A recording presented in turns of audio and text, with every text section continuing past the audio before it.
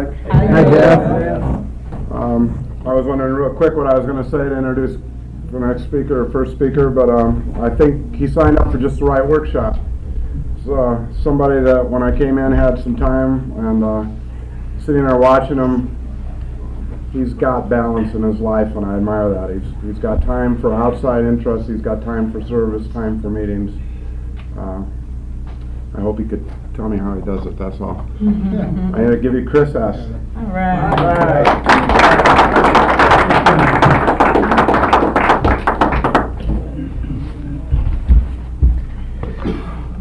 Hello, everyone. I'm Chris, and I'm an addict. Hi, Chris. My first time out to We Grow with Love. And this is a wonderful convention and retreat for Narcotics Anonymous. I actually getting up here in this chair quite nervous, and one of the reasons why is that I don't mind speaking in front of people, but it's more so that there have been a lot of quality addicts that have come up here carrying rich recovery and a lot of experience, men and women who've been down the road of recovery well ahead of me that I've gotten so many ideas from, and I feel like, oh gosh, I'm going to pale in comparison. I'm coming up on about three years clean in July, and so I guess what I could say is that I'm doing a discredit if I do anything else but share my experience, strength, and hope, and what I have, what I have come across, and where I've been on the road of recovery. When I thought about balance, Derek asked me, he was going through some of the workshops, and I said balance. I'm like, oh, I'm not going to touch that one, you know. And then that conscience of NA that we get, and my sponsor miles away, I saw his face, and I said to myself, no, jump at that, and let's take the challenge here, and see what you can do. See what you can do, maybe to help someone out, and an experience that you might have had. And one of the first things that's occurred to me is that treasure, that jewel of this program, the Serenity Prayer. And I thought about Serenity Prayer has a lot to do with balance. That which I can control, that which I can't control, and that unbelievable, difficult to attain wisdom to know the difference between the two. So I'm going to begin with that, just keeping that in mind. And I want to close with that after I share some of the thoughts that on balance. I'll talk about how it was before. Even growing up as a child, the symptoms of addiction were rampant in my life. Well before picking up the drug, the imbalance found itself in things like an excess of play before the studies in school. It found itself in Canfield's Honeybee Orange versus everyone else who was drinking 2 or 3 pops. I had to drink 8 of them and be throwing up. And my dad's like, why are you always doing that? Why are you always doing that? You know, and those things that once I got on attack with something, whether it was inherently something good or something that was neutral or even something bad, it was a fixation and an obsession and compulsion. I know words now to fit some of these activities now that can help me a lot with that. And I was blessed as I grew up with somewhat of a balanced, functional household. One thing I've learned here, not by reading books about Narcotics Anonymous, but by being around here and meeting a lot of people, is that we come from all walks of life. And my childhood was a childhood that had a lot of care. I was fostered in an environment of sound nurturing. My brothers and my parents, there was a good background, a solid background there, and my parents tried to bring me up in an atmosphere of learning responsibility and achieving.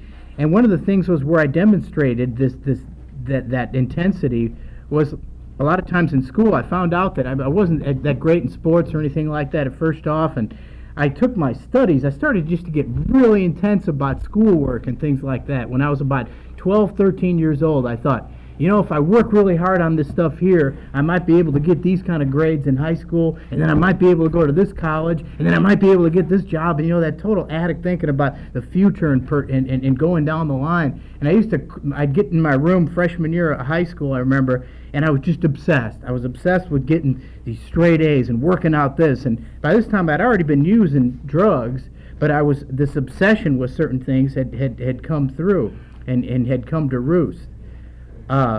Traveling on and coming into the program, into the meat of active addiction.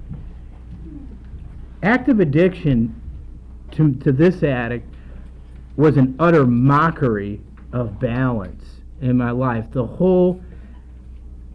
My 24 hours thinking about getting, using, and finding ways and means to get more is the utter 180-degree opposite of any type of balance, because one becomes so engrossed in chasing that the other activities that I loved as a child, the people that dearly loved me, friends and family, the types of physical and mental activities that I was good at and loved and had a fondness for, all of them over time eventually fell in priority to the point where they no longer were important at all, till it was isolation in the end without any balance.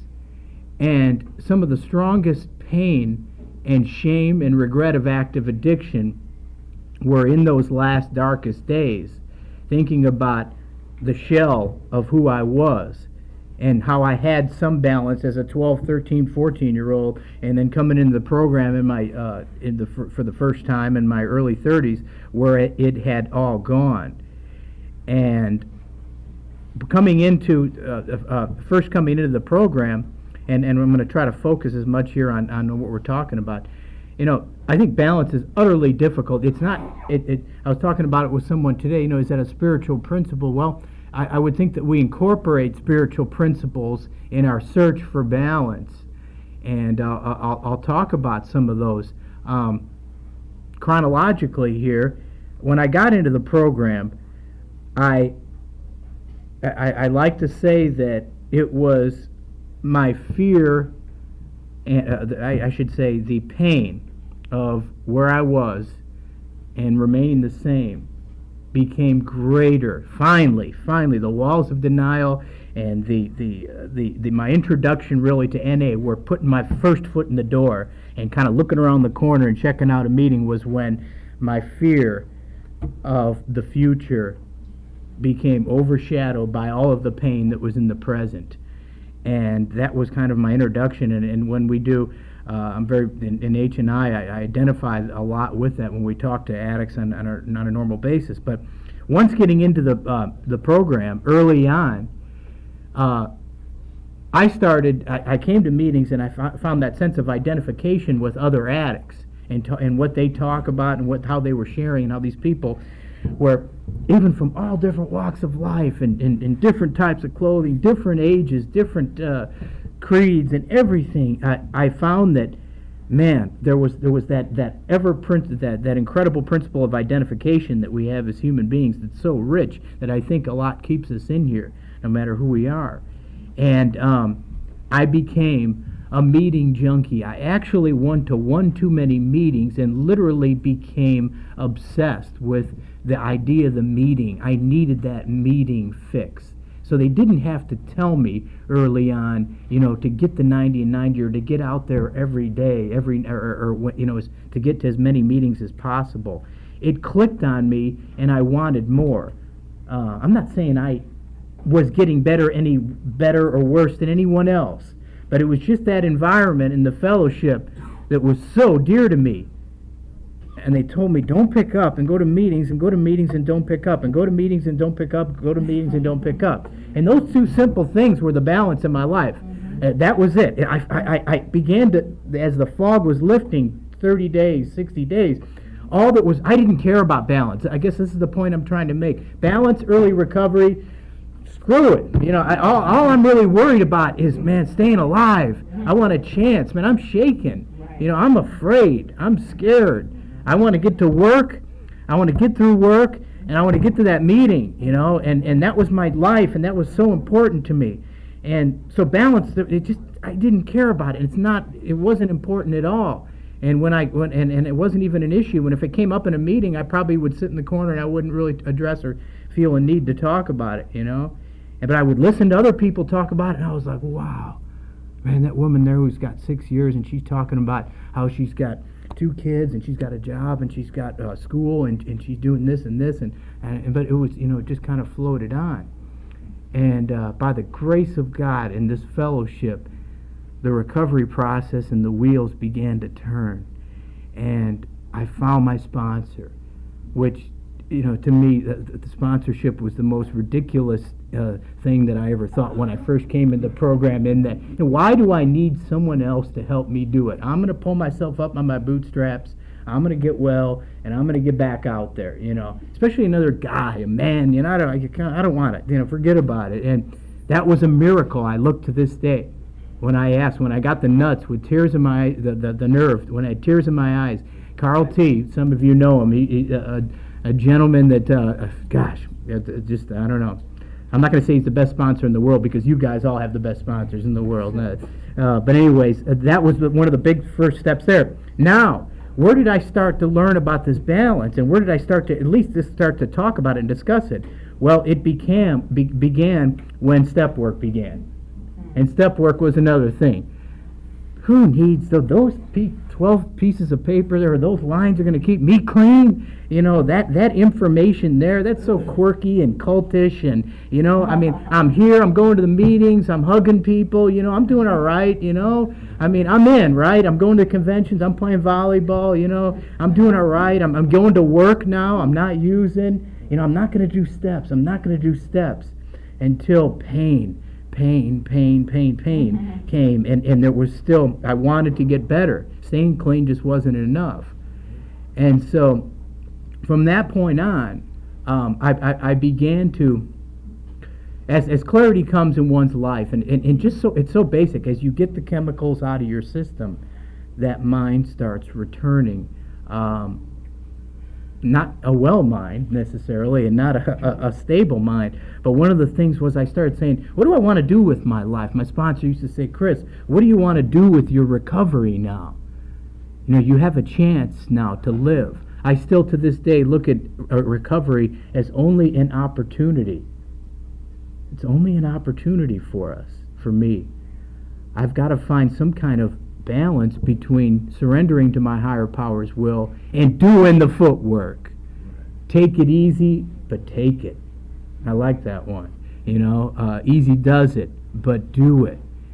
And one of my, even through a lot of the achievement that I had in my life prior to getting heavy into active addiction, I would obsess and excel at certain things.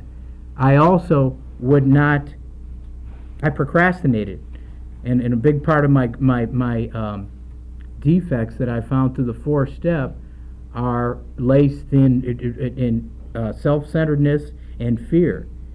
And so I guess now getting into just the main part of it, my simplicity for balance, I think balance utterly could never be achieved. I think that there's so much movement and the dynamic nature of our lives, that just when you think that you have one element of your life in order, or several of them, and you've reached some kind of comfort, you know, boom, something comes in. And sometimes these somethings are sister-in-law dying of cancer. Sometimes these things are car accidents. Sometimes these things are winning the lottery or something. Or they're big things, not necessarily small things, and they're all around. And so what I kind of have done in my little program here is doing 3 things. It's the spiritual Chris, it's my mental Chris component, intellectual and physical. The most important, and unfortunately the one that I don't always do the most work on, is the spiritual, my relationship with my higher power. I'm not going to talk anything about religion here. I've actually been closer to my God in the almost 3 years that I've been in recovery than any of my formal education. 16 years of Catholic schooling. I've had my closest relationship with my higher power. That first and foremost. And as another addict and I discussed today, you know what I think the core of balance is when it's all said and done? Is that we trust that our higher power will be there and never abandon us through all of our efforts to fix and kind of control and to try and do the best we can to remain powerless and control. The other part of it is a physical thing. It's just my personal take on recovery. I think that this vessel, this body, these form, these appendages, and these eyes, and this lack of hair, and all these things. This is my container for my spiritual recovery and my, for my mental. And I have to take care of this, so I try and do that. I try and exercise. I love downhill skiing. It's an awesome sport that I started getting into. And then the other component of it is I read a lot. I tend to. I read novels and long lists of things like that. So that's kind of the balance and the components there that with those areas. And then I'll say address one other area and then finish up. The balance between Narcotics Anonymous and the outside world. It's my firm belief that Narcotics Anonymous is only a step in itself. It's an all-encompassing step that should govern, and not govern, but we should practice in all our affairs. But it is just what we do to recover, to re-enter that big, bad, cold world out there that so many of us, me right first in line, were afraid of engaging in clean. I live life and enjoy life without the use of drugs today. That's nothing less than a miracle. That's nothing less than a miracle. For almost all my adult life, there was no possibility, no congruity between living and enjoying life and using and not using. You have to use to enjoy life, So that always is the basis of Narcotics Anonymous. But Narcotics Anonymous is sacred to me, though. I don't have to shout from the mountaintops. I don't have to tell everyone that I'm involved in it. But I must carry it and be vigilant about my recovery in order to enjoy the physical, the intellectual, all of the versions of life, the work, the family life. And that comes through regular meeting attendance. And I'm not going to tell you for any given person what meeting attendance should be or not. You have to find what you're comfortable with. Step work. I try to do that with my sponsor. We do it about once every 2 weeks, sometimes every week we get together, and then in between that I'm working on it. And then service work. I'm an H&I panel leader. I was chair. We're working with hotel and hospitality for the convention, and whatever it is. I mean, I'm not trying to list my things here. Getting involved helps so much to open your heart and meet some of the people who have a passion for this program and who share your passion. And it's so sweet. Through all the personalities and conflicts and all that stuff that some of these people are in it, is they love it, man, and they love this program and they want to reach out and help others. And I guess I'll go back to that serenity prayer again in closing on it. Jeff was putting me too much up here about finding balance. We all find our own balance. It's virtually impossible to hold balance, but addicts want to control things. And I think the bottom line, where I am today, talk to me in another week, I'll have a different idea on balance another year, and that's the beauty of the program, always constantly in a state of becoming. But what it is, I believe it's that a trust in my higher power, that higher power, through all of the plates I'm juggling in my life, personal, professional, family, program, seeping into all those areas, that I will never be abandoned in my decisions. I may trip and fall, get overloaded, but I could make those fine-tuned adjustments in order to keep my recovery. And if I keep my recovery, I will have a wonderful life. And that's all I have to share.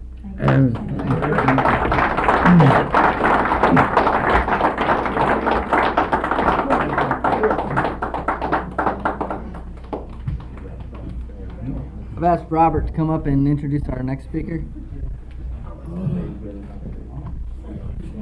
My name is Robert Nominati. Our next speaker happens to be my sponsee, but more than that, he's my friend. And he also makes me understand what sponsorship is about. It's a two-way street. You know, I try to help him, and he definitely helps me. And I think he has a very powerful message. Come on up, Rob.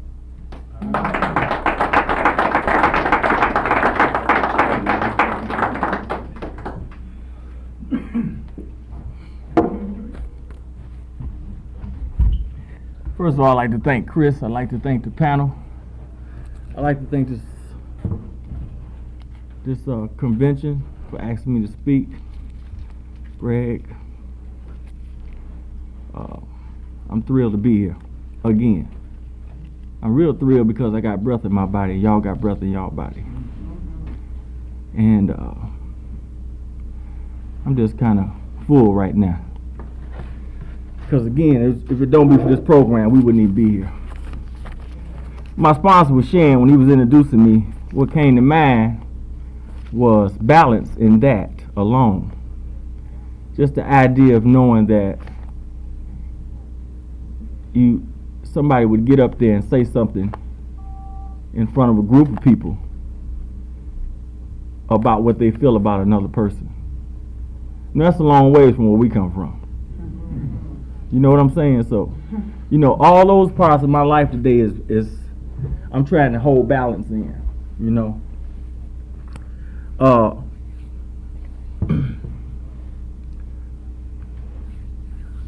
There's a lot of things in my life now today that I'm doing that I wouldn't have been doing had I been using. Okay? And my thing is with balance is that Robert have to, every day, I got to remember that I'm responsible for that. And trying to have balance in that, some days I want to give up. Some days it ain't easy, and I need to share that and get that out here now. That y'all not looking at a perfect recovery process. There's days that I don't want to do this, but I don't want to give up my clean time either. I want to, as they say in the book, it says somewhere in the book that we want the rewards without the work. That's who I am. I'm doing this thing, and I've been doing it quite well. And my piece with balance is to continue. And again, man, there's some days it ain't easy for me. See, first of all, I had to accept the fact that I was a parent when I came in this program. I know there's room for improvement in that area. And then, if you was anything like me, when I came in this program, I was real needy. I wanted to be with somebody. I wanted to have a relationship because I hadn't had one. I had piece of relationships when I was out there. Drug-related relationships. Let's get high relationships. And I wanted to come in here and prove to y'all that I could have one in here. Not me, I want to prove to y'all. And I was flying high and I crashed about 5 years later. But I didn't use no dope. I stayed grounded. I had to attend the same meetings that I went to when I had her with me. And it took balance to stay sane, you know what I'm saying, through that. Because, again, you know, one of the things that I like to share about real quick is emotional balance. Having some emotional balance. And learning how to respond rather than react. And the biggest piece of my recovery today is how I respond to things. You know what I'm saying? Rather than react to things. You know, I don't know, man. I have a disease that's trying to kill me. And it don't give up on me. It don't care about me being in no Camp Mac. Because when I got in my truck, come up here, my disease got in there too. When I was packing the night before I left, my disease was packing too. So you think I need to bring this?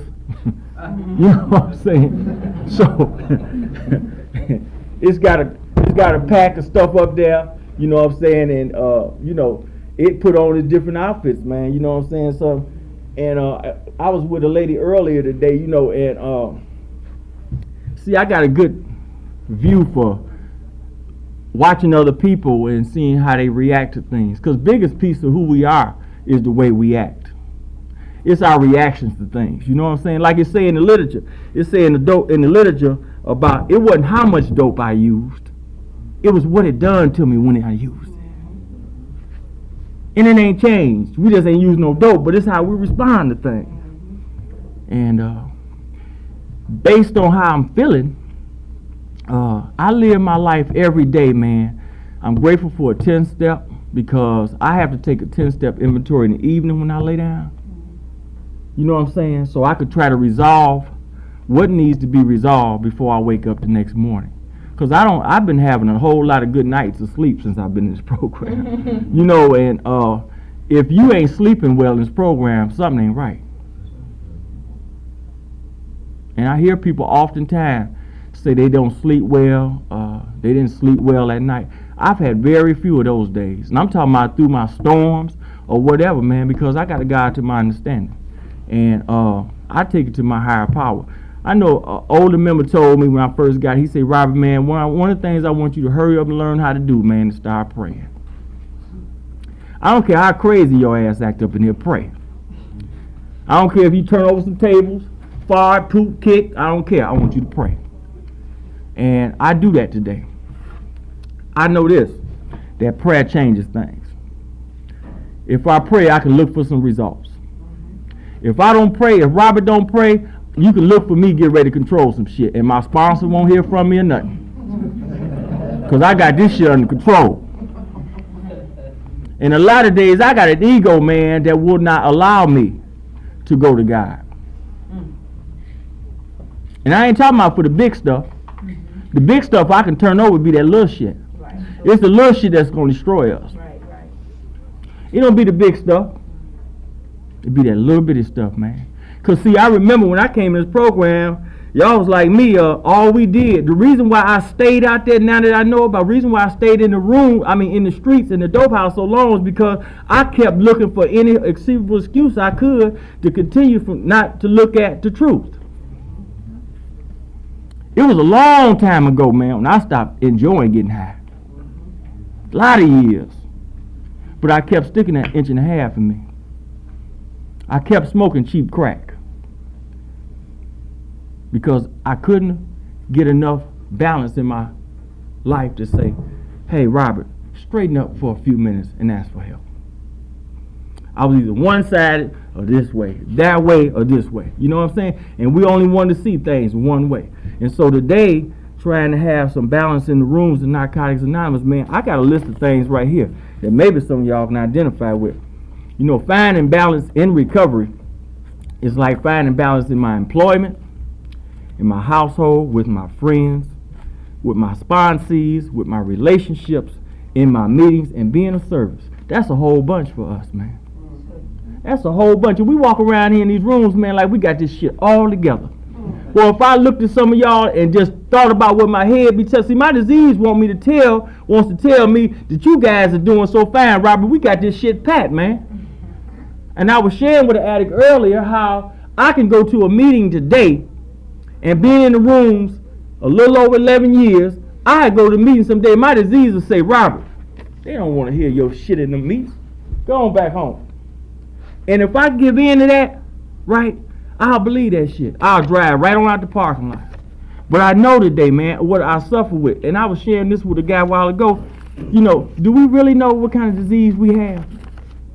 Some days I don't think we really know what kind of disease we got. It don't be the big stuff. I know this. I have to keep some balance in knowing the difference between your reality and my reality. Okay.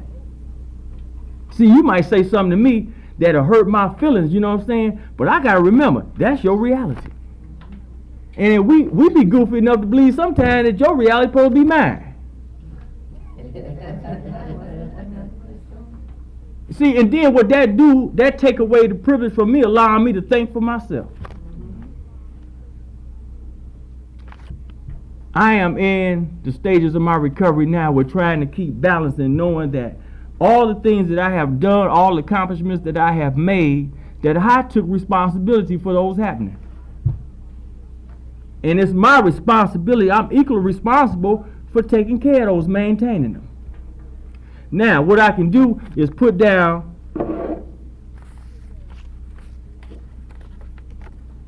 practicing spiritual principles. If I stop practicing spiritual principles, I'm headed for a rough road. I already know it. That's for me.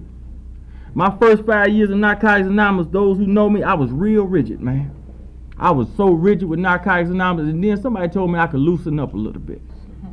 And I was grateful that they told me that, because I didn't know. I was only, it was like a 90, from a dope addict, dope fiend, to a good recovering ass Robert. And then they told me I could lighten up a little bit. Relax, Robert, it's time to laugh, time to have some humor. And some of us ain't got there yet. You ever been in a meeting sometime and you don't know if it's okay to laugh or not? Damn, I say, sometimes I go to meeting just to watch y'all, man. Y'all tickle the hell out of me sometimes.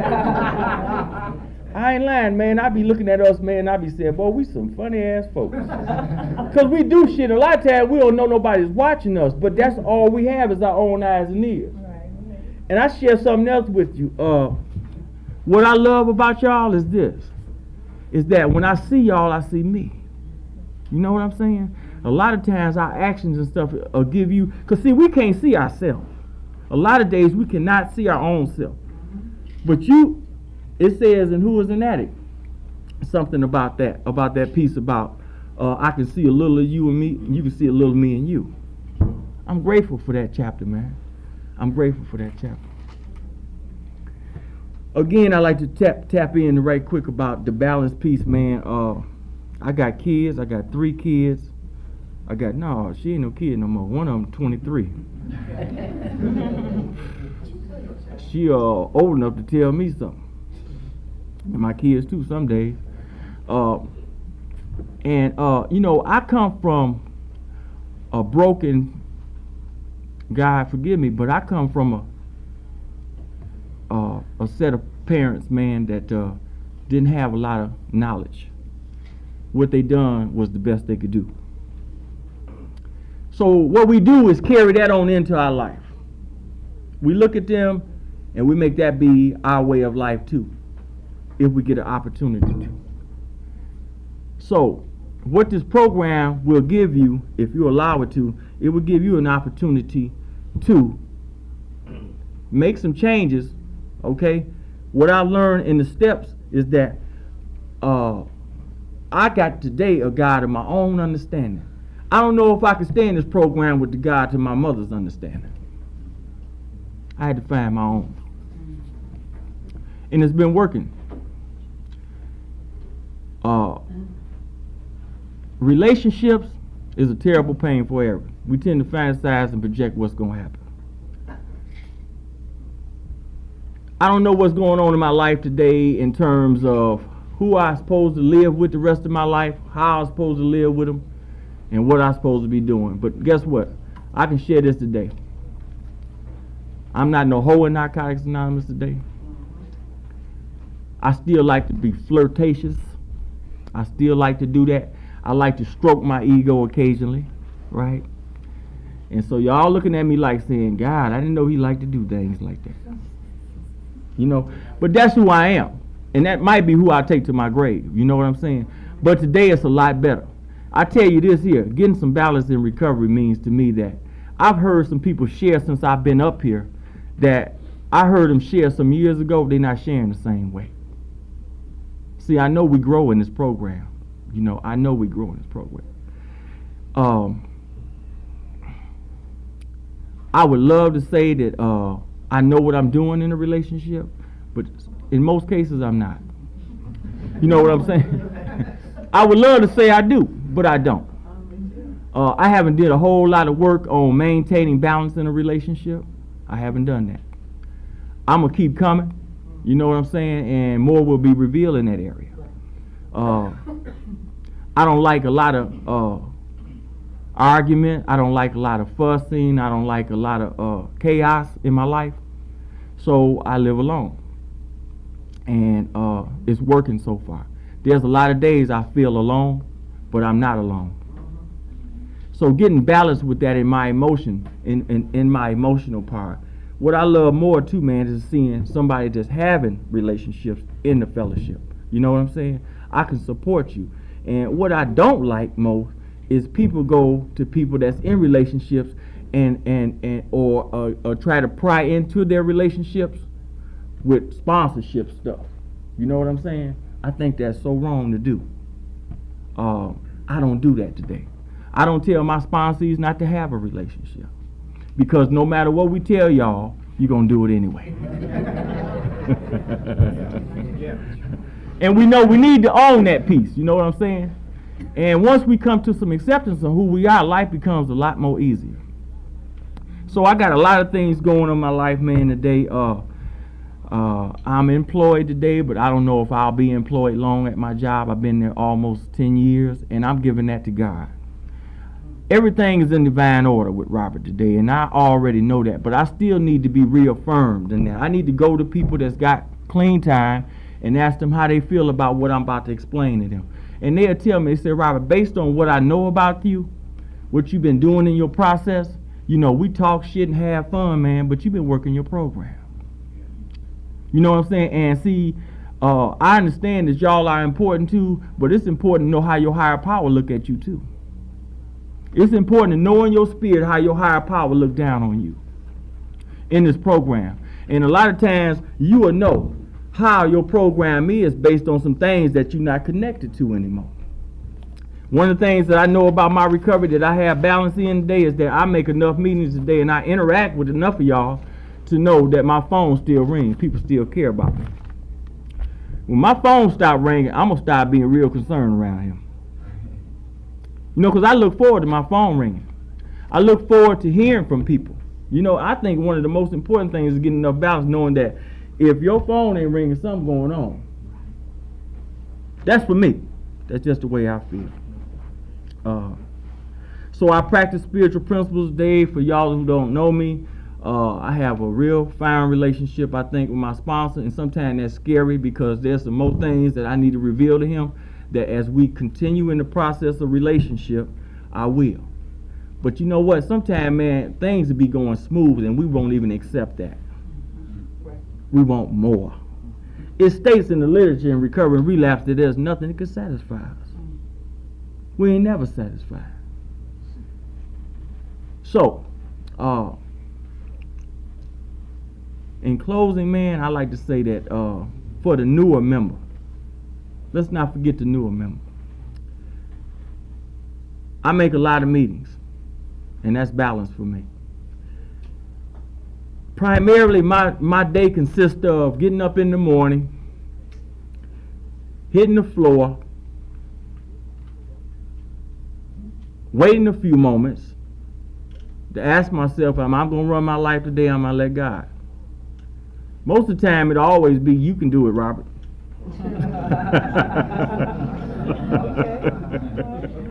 You can do this today, you know what I'm saying? But in the midst of that, I have to wait a few minutes, man, because I'm afraid of really going out the door, man, thinking I'm running something.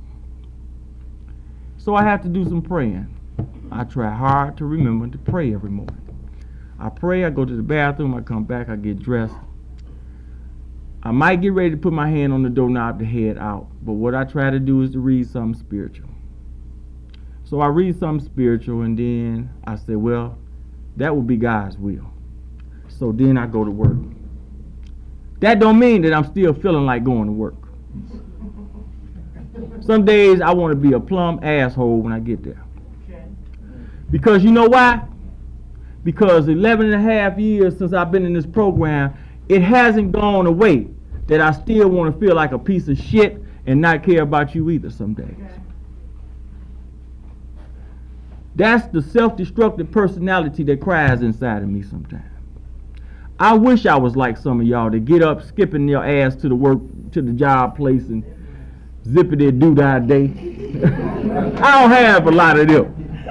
You might be somewhere in the noon time when Robert gets straight up, you know what I'm saying, and squared off and leveled out. You know, and that's what it takes for me, because I'm an old heroin addict, man, and it's been, I use drugs a whole lot of years, more drugs than I've been in recovery. And so there is something. I accept the literature for what it is. It said in the literature that I got something in me that's crying for failure. It don't go away. Don't go away. My disease don't care about my clean time. So I go to work. I don't cuss nobody out. And that's been good. I've been practicing not to cuss people out. I've been practicing not to hate people. I've been practicing, I practice still not to judge people, which I still do. But so far, almost 9.5 years, I've had 1 or 2, maybe 3 run-ins with my boss, right? But this program has taught me how to go back and apologize. And so, after that, the other part of my day, it would be like coming back home and preparing to either go out. On Fridays now, I like to dance. I go dancing on Fridays. And that's my recreation. That's my recreation I look forward on weekends. And I just started dancing about a year and a half ago. And I had to find some recreation to get some balance. Because all I was doing was going to work, paying bills, and trying to make other people happy. And I wasn't getting a lot of happiness for myself.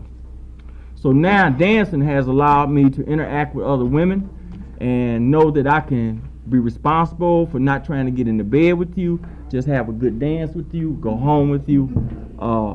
And I'm happy. That's important to me. That's important to me because I know that who I can be. And it don't feel good. You can't put junk on top of recovery. It just don't work right.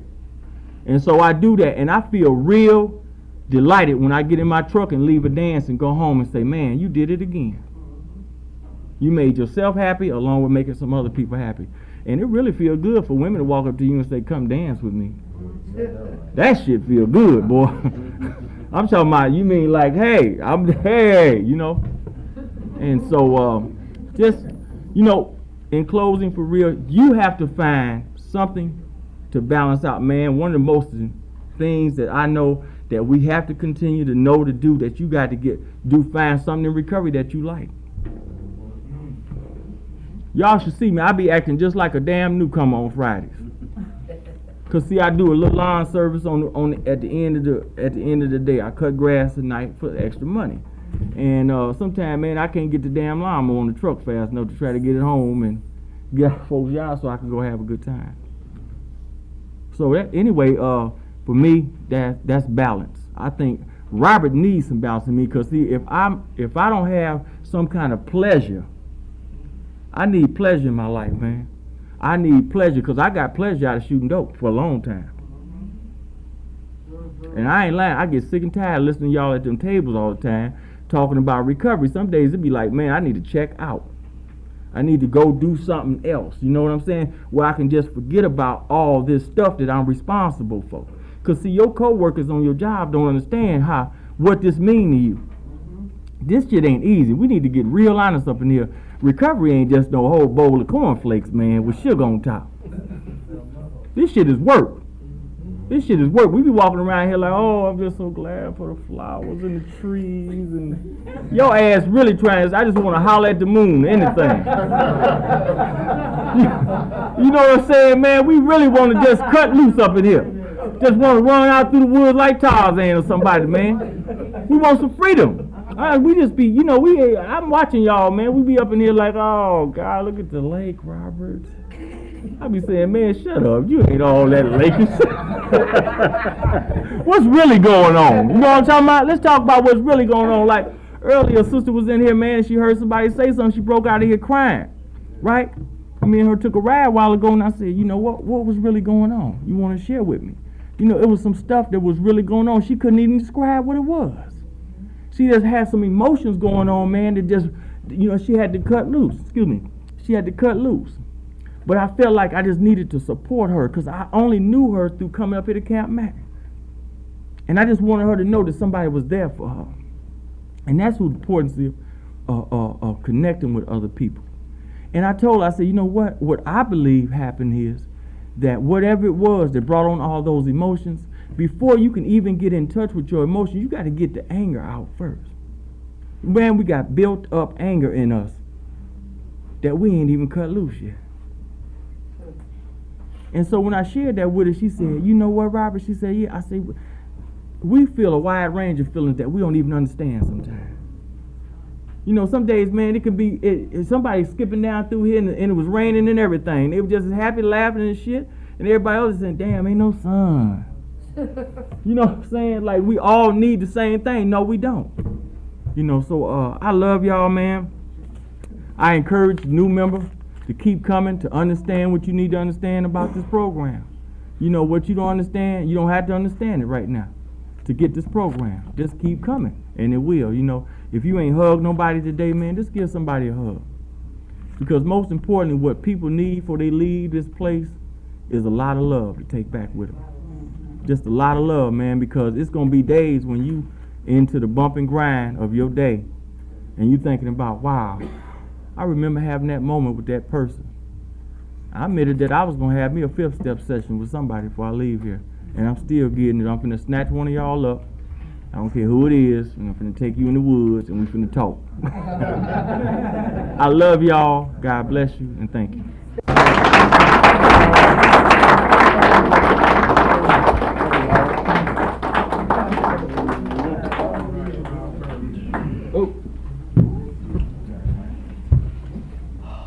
Okay, we've got a few minutes left in this workshop for anybody that'd like to come up and share on the topic.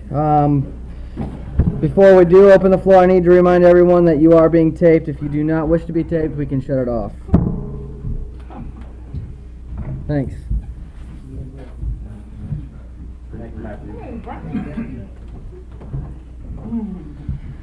My name's Brian. I'm an addict. Hey, Brian.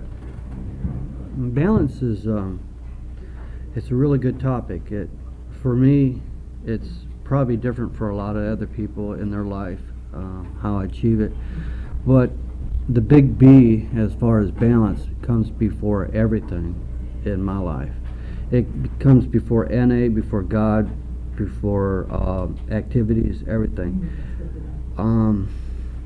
Why I say that is because to describe really easy how I was talking to Chris and other people is that for balance in my life is if I go to work and I'm having a problem and I pray all day long, I'm not accomplishing what I do. Or if I take the day off and I pray all day long, I can't do that. I can't achieve balance by constantly praying because I'm wasting a lot of time.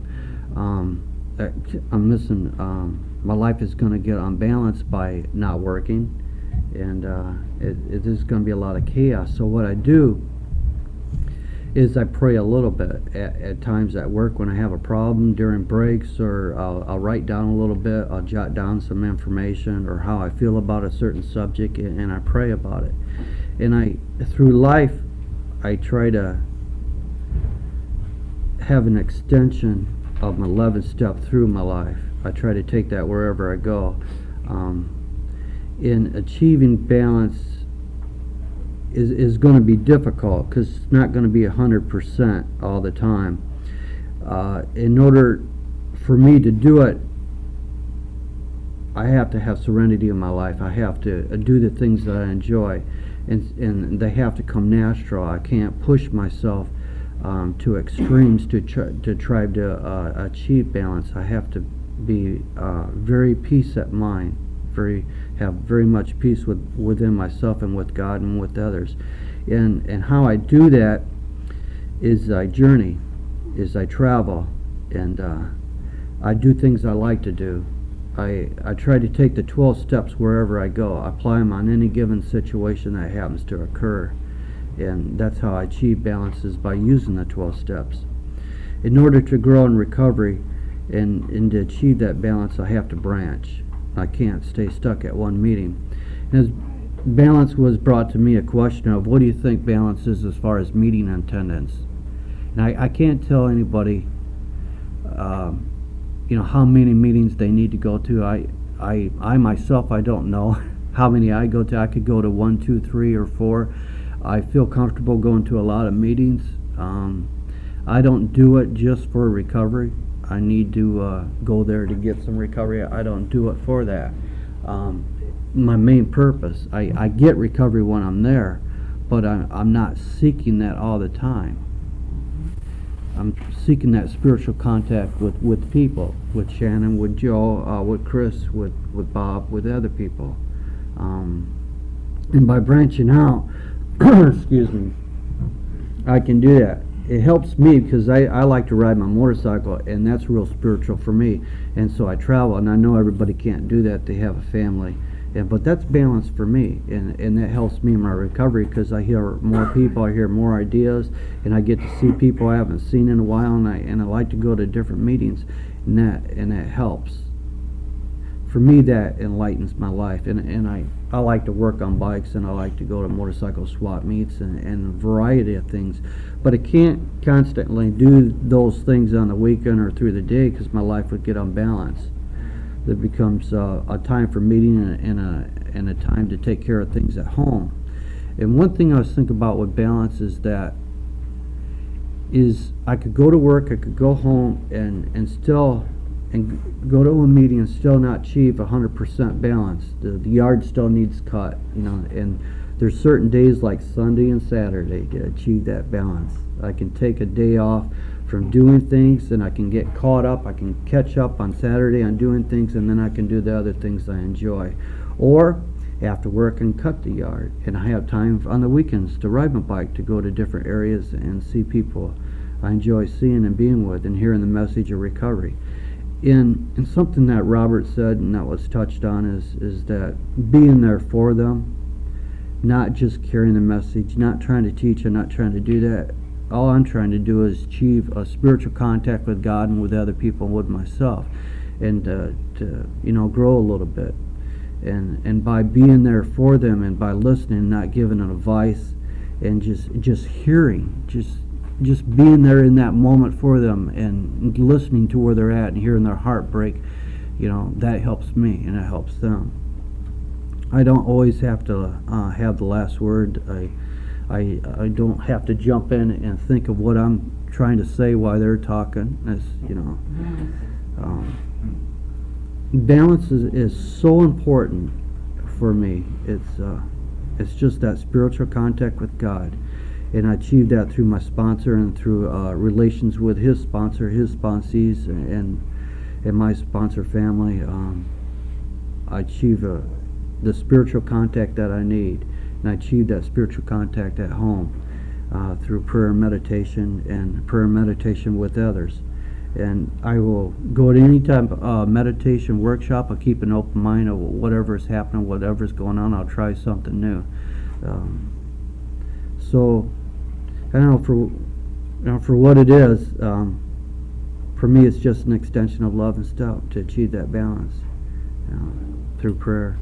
Thanks for letting me share. Thank you. See you guys later.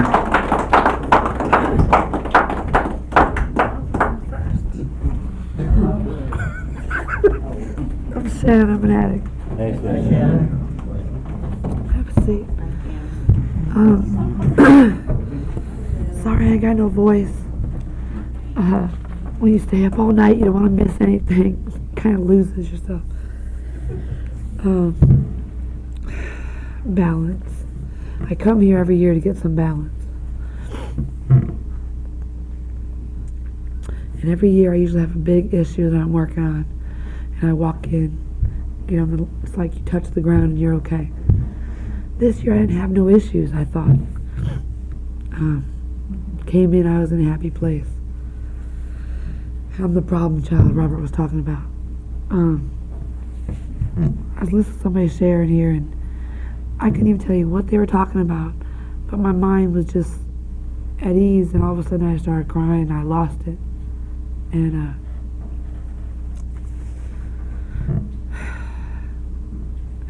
I guess I'm growing, and I don't know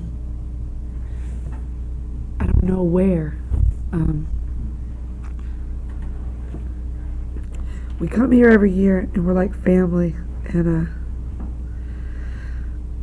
I'm real superficial on who I get to know and how deep I take relationships, and that's a balance area I got to work on, because I like to protect myself, and when I have to let something down, I get really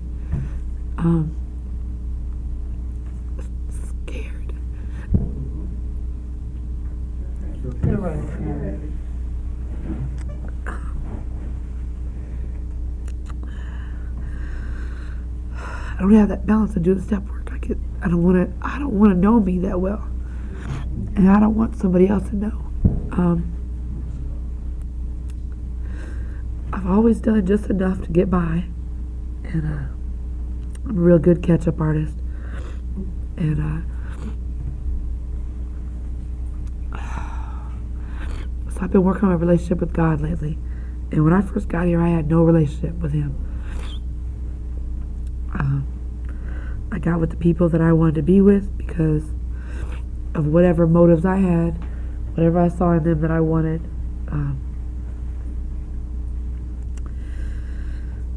And I have relationships here. You know, I got bonds that I look forward to seeing every year and seeing how they're doing, and hopefully meet them.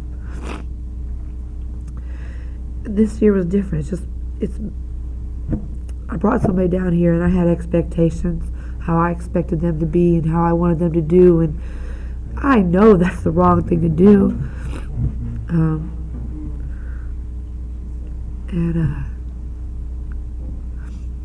We can't make anybody recover. We can't make anybody get this.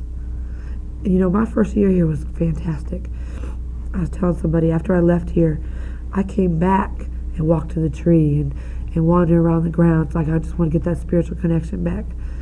And so the next year I got depressed because I didn't get that same spiritual feeling. It was good, but it wasn't the same. And every year is different. I had to get it, you know, a few times. I don't know. I guess I need a hell of a lot of balance. So I heard an addict talking yesterday about our symbol and like 25%, you know, self, I'm gonna get this wrong probably, self, society, God, and service. Well, I got like 90% service, maybe 2% God, you know, and no self, you know, lately. And I've been trying to get all this, and I'm trying to stay out of service work but you know, they always say nobody, and they don't need us. And then Addict gave me a hug at a convention. She said, I love and need you. And that made me feel good because we do need each other, you know? And it's just nice to be needed and wanted to come back. First time they ever said, keep coming back, I said, yeah, you lying, or you just want something from me. And I don't know. This has been a very cleansing weekend. And thank you, Ed, for everything. We're each other's eyes and ears, and when each other's in pain, or you just got that look on your face, you want to talk, and sometimes you don't even know what the hell's wrong. You just, I don't know. But I love everybody, and I love myself today. All right.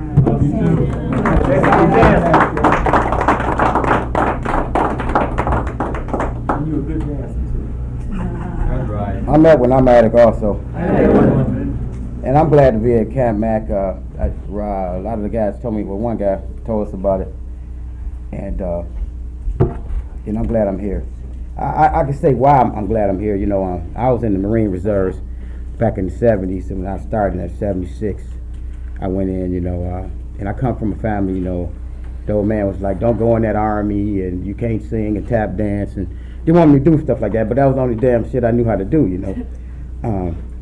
But I never talked to him. I never expressed myself to my father. It's not his fault. I never told him how I felt about that. I never got passionate with him and say, look, man, I love to sing, and I love to act a damn fool, you know.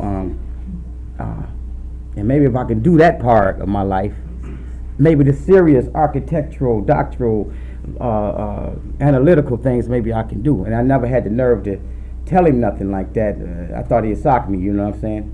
He socked me for everything else. The only time I got aggressive with him is when I met a female, and we had sex, and I had never had sex before, so it was like, damn, you just don't know. She's a woman, and she got something there that you never had. And it was a big snowstorm, and it was snowing, and I was drunk, and he was trying to protect his son from going out here and wrecking the car and killing himself. We rolled around that goddamn house like it wasn't nothing. I said, I got to get over here, man. you know, and that's the only time I fought with him, you know. I was in love, you know. I didn't know how to tell him that's what was happening with me because I didn't think he would understand. And I think that's why I run into problems here in the fellowship because I had two sponsors. One of them, neither one of them show up to meetings. I heard somebody mention, if you ain't got a sponsor, he ain't got a sponsor. You know, something's not working. But property and prestige can divert us from our primary purpose. And they start getting into these businesses, make money quick, and you get him to sell for you, and he'll get her, and she'll sell, and they got into it, and then his two sponsees, went to these meetings, and we was like, shit, it's too hard. I'm an addict. I don't play this. So he dismissed us. And that wasn't cool, you know. So if you're wondering why I don't have one, they chose not to come to meetings no more. They said they ain't coming. And it's hard to ask somebody, you know, with 13 years, I went up to a couple of guys and said, hey, they like, no, in other words, you know too much.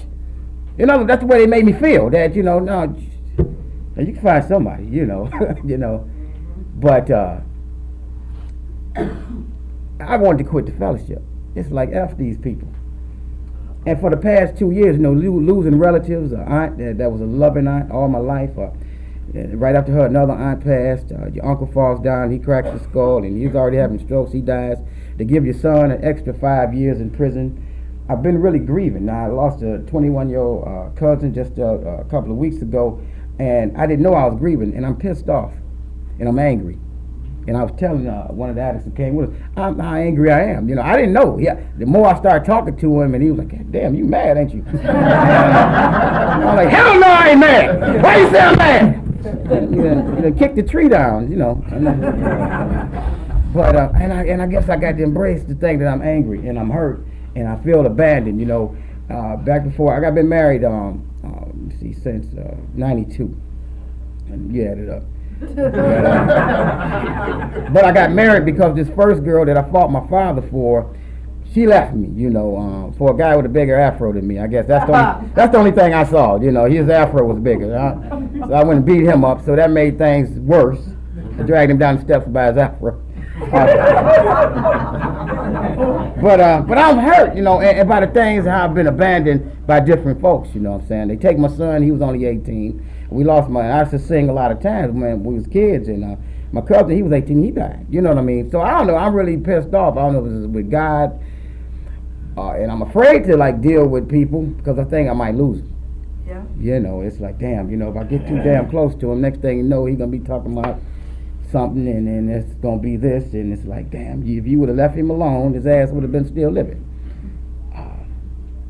Or I screw up. I've been a screw up artist for the longest, you know, and I would always do stuff wrong, and I always say something wrong. So it's hard for me lately to get honest and tell you how I really feel. You got to figure it out because I done went out and hit somebody with a damn pole or something that I'm angry. Instead of me saying, look, I'm hurt. I feel by myself, or my wife, I don't think she's being faithful. You understand what I'm saying? Because everybody looking at me like, oh, that when you've been married and shit, and you scared to say, well, God damn, I'm ready to crack somebody's skull, especially these damn kids next door who's growing up. The little boys coming around the house like some dogs. You remember how that one dog be walking and all the rest of the dogs be following him? And I said he doing every damn boy in the neighborhood cruising by on their 10 speed. You know, I see them girls must be giving it up big time, you know. And it's not my business, but it's sickening. Because they looking at me, you know, I'm not that tall and everything, and, you know, I'm not intimidating or whatever. I be wondering, why don't y'all go home some goddamn way? I come out and they all country, they from Birmingham, Alabama, and they always on the porch, fucking barbecuing and shit, goddamn, you know, barbecue grills going, and they hollering, yee-haw, goddamn, Lord have mercy. And I hate them motherfuckers. I hate them. I hate their goddamn ass, and I ain't been able to tell nobody. I hate them. Why don't y'all just go in the house? Go to Belle Isle with all them motherfuckers in y'all family. Go rent a hall. Get the fuck out of here. And so you say something to one of the kids, and you're an adult, and you're wrong. See what I'm saying? Little boy snooping around in the backyard, and you know, I'm gonna try to tell him, you know, time running out over. This is my buddy here. He was singing his ass off last night too. Yeah. I'm gonna give him a couple of minutes, but I'm angry. I'm pissed off, and that's why I'm at Cadillac. I said, My wife started some shit. She just like, where's the bill to this? Where's the credit card? She just fucking with me, you know. And I'm trying to get out of here. So I ran over Robert House, you know, and I said, what? I asked Robert, what in the hell am I doing? Here you is, your hemorrhoids about to fall because you done worked your ass off all day. And I'm out here telling you my problems and shit. I said, I'm going to Camp Mac. You know, damn, whatever happened, I'm going. And why I like it so much, and I got with the Marine Reserve, we used to burn big ass bonfires like that. And I felt at home. Lonnie had to come drag me from the fire. Because I was like, damn, I ain't did this since the 80s. And I was like, shit!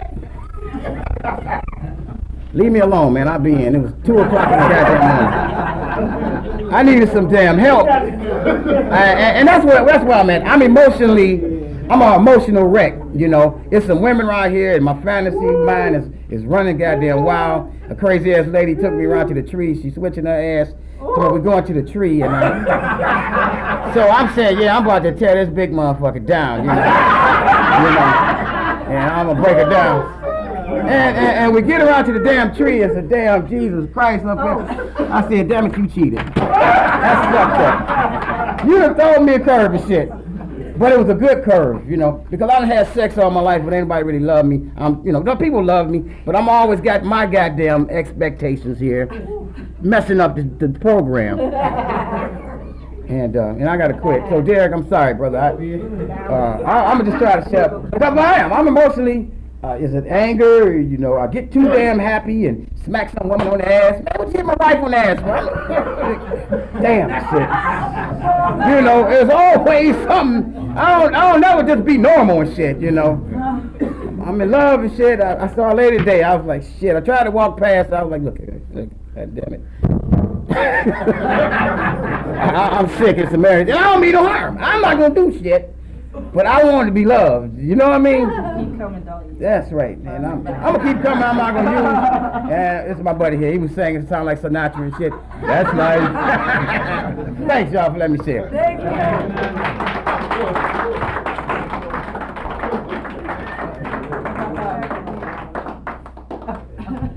I'm an addict called Derek. Hi, Derek. Wow. I'm grateful to be anywhere clean today. Yeah. You know, our literature says that what worked for us early in recovery may not work for us now.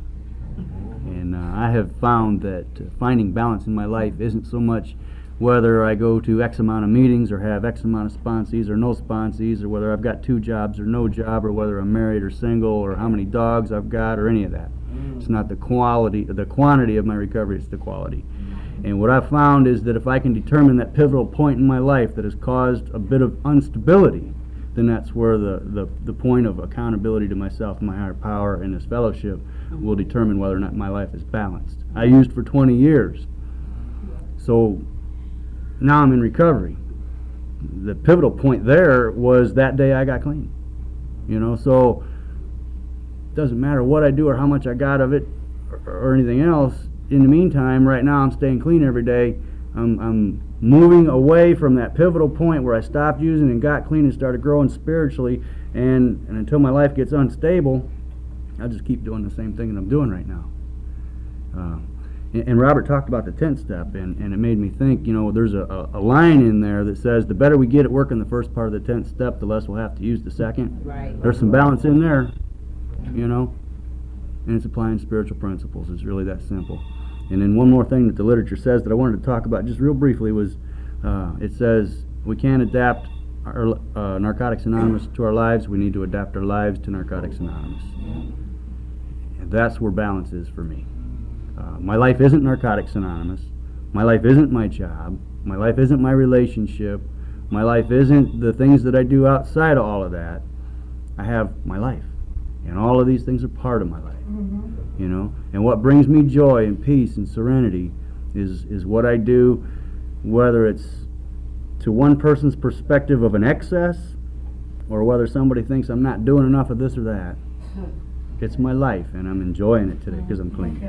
You know, and it doesn't matter if I go to 6 meetings or 1, if I don't sponsor anybody or I sponsor 20 people. You know, it matters that I'm clean and that I'm moving away from that point where my life was unmanageable.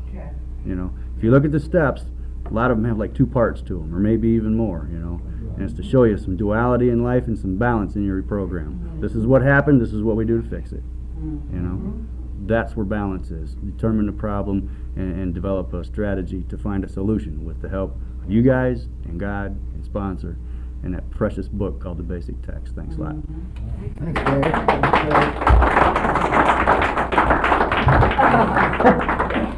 I'm an addict called Matthew. I'd like to close this meeting with a group hug.